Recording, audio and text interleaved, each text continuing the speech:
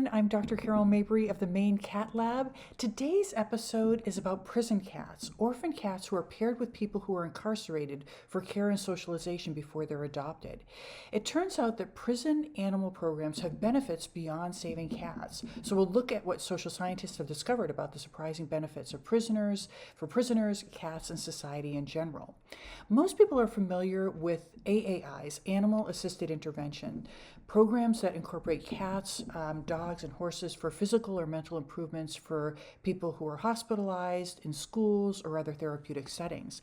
Less common are PAPs, prison animal programs, which are designed to provide opportunities for prisoners to love, care for, and empathize with animals. While these might be mistaken as simply feel-good programs with questionable efficacy, there's now ample evidence that these programs serve beyond those who are paying their debt to society. They've been found to reduce reoffense rates, lower prison infractions, lower medication, lower depression, and stress as well.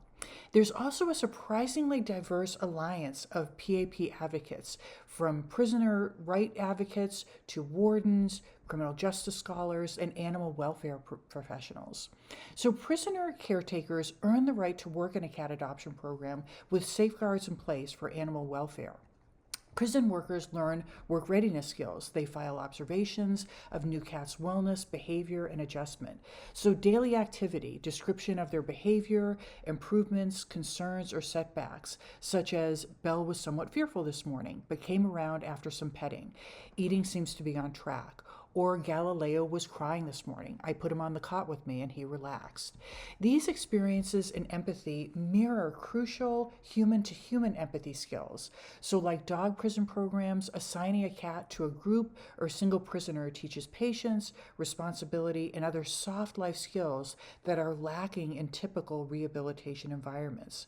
So more recently, researchers have been analyzing how these programs might increase feelings of well-being and hope, as well as reducing post-prison criminality.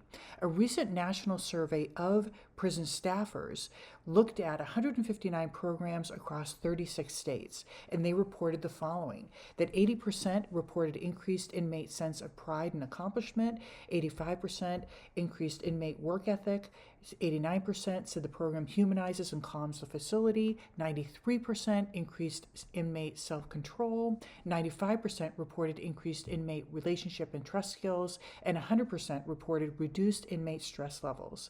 As one prison warden described the program, the real mission is to get them, those who are incarcerated, to be more empathetic people. By that metric, sociologists say it appears that the mission is largely successful. As one prisoner described the program and how its impact on him, cats are very loving creatures. In a place like this, you don't have much of an opportunity to share your emotions with people without being thought of as a punk or soft or weak. And I would say that having this cat in my life, having an animal that I can love or share myself with, has been beneficial to me emotionally as well as mentally. I'm grateful I came here. It got me out of the mess that I was in, and it really opened my mind and heart up beyond anything that could have happened to me out there. Now I've got a whole different aspect on life. These quotes about the learning and self-knowledge that take place in PAPs make me think of Victor Hugo, the author of Les Miserables, who wrote, "He who opens a school door closes a prison." Professor Monica Salinas Saunders, who studies prison animal programs at Indiana University, said, quote, "The evidence from the research shows that these pet programs actually have a fantastic effect on increased personal responsibility for offenders. It increases a number of life skills needed in long-term sustained rehabilitation." So some frequently asked questions about the programs. Are prisoners screened before being given guardianship over a cat? Yes, most of the programs are run by animal rescue agencies that are positioned inside the prisons and oversee the selection and training. They look at prisoners' offenses, so animal cruelty crimes make a prisoner ineligible to participate.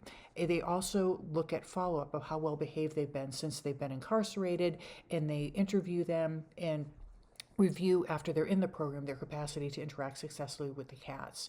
Secondly, another question, can the prisoners adopt the cat upon release? Typically, no. For a few reasons, this is rarely done. I'd love to hear your thoughts about this. Typically, prison cat programs involve rotating the cats with different prisoners in order to facilitate eventual adoption by the cats by the general public. To see a heartwarming exception to this rule, please look at Galileo's story in the comments below. Finally, what does the program cost? These programs are largely self-sustaining, and as you can see from the videos that I'll link in the comments, run on a shoestring. They tend to be sponsored by animal rescue agencies or funded through programs like Lions Club, with an extra room or space being provided by the prisons. The cost of housing a prisoner traditionally ranges between $60,000 and $100,000 per year. So reducing the recidivism rate, which these programs do, is cost effective. Also, prisoners may be volunteers in the program, or they may be paid a typical prisoner worker wage, around 20 cents per hour. So if you'd like to see some inside the prison video of these programs, please take a look in the comments. And we thank you for tuning in as always.